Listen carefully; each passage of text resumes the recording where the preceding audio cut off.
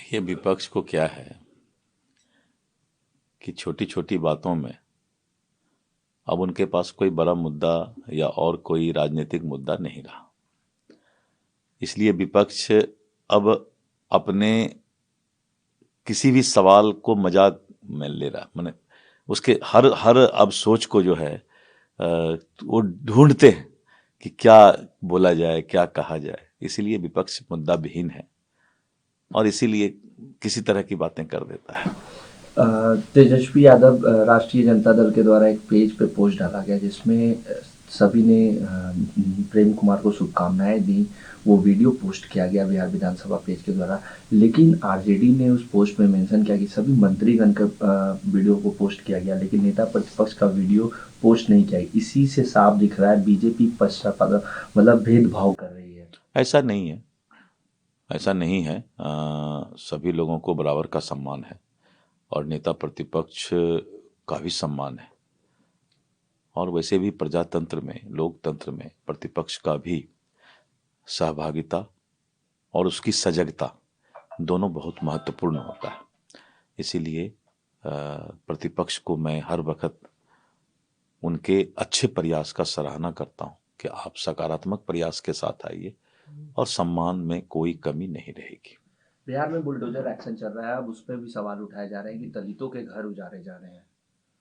नहीं, आप देखिए कि बुलडोजर कहाँ चल रहा है। जो हमारा मुख्य बाजार है शहर का, और बाजार में रोड के दोनों साइड कुछ लोगों ने इनक्रोच करके रखा हुआ है। वो किसी जाति विशेष का नहीं होता है। वो लोग हैबिचुअल वहाँ पर जो है रोड के बगल में अपना जो है स्ट्रक्चर छोटा छोटा खड़ा कर देते हैं। तो ये माननीय उच्च न्यायालय का निर्देश है कि किसी भी तरह का इस तरह का इंक्रोचमेंट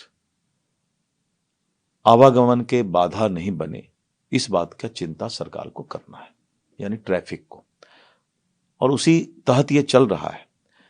लेकिन एक चीज और सरकार कर रही है कि ऐसे लोग जिनको कि घर नहीं है, तो वैसे लोग अगर विस्थापित किए जाएंगे तो उन लोगों को फिर से पुनर्वास की व्यवस्था सरकार करने जा रही है। आपराधिक घटनाओं को लेकर लगातार विपक्ष सवाल उठा रहा है। कह रहे हैं कि एक तरफ गृह मंत्रालय बीजेपी के हाथों में, कहा जा रहा है अपराध मुक्त बनाया जाएगा, लेकिन शिक्षिका की हत्या कर दी जाती है, गोली चला दी जाती है दिन दहाड़े। देखिए, 15 से 16 करोड़ की आबादी बिहार की है और बिहार बहुत ही घना पॉपुलेशन, जनसंख्या वाला राज्य माना जाता है।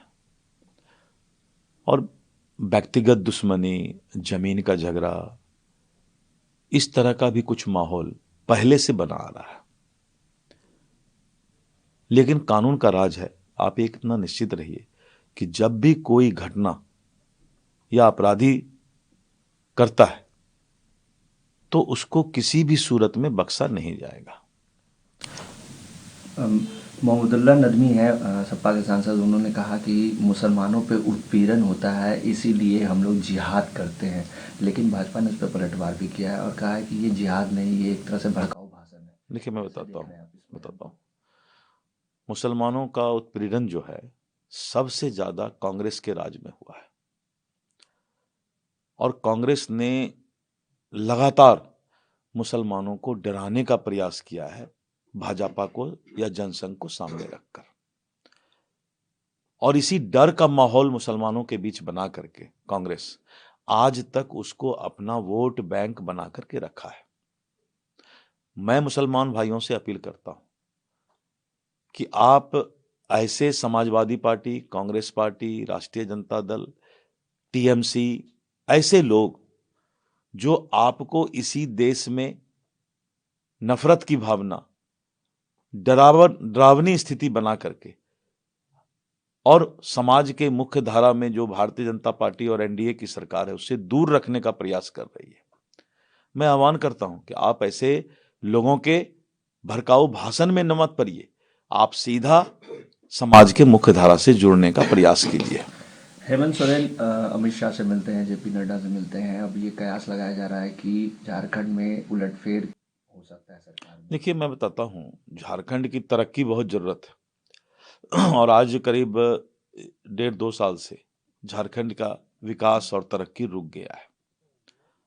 और जिस तरह से बिहार आगे बढ़ रहा है, अन्य राज्य जहां डबल इंजन की सरकार है उसका विकास बढ़ रहा है, वहीं पर झारखंड पीछे हो रहा है।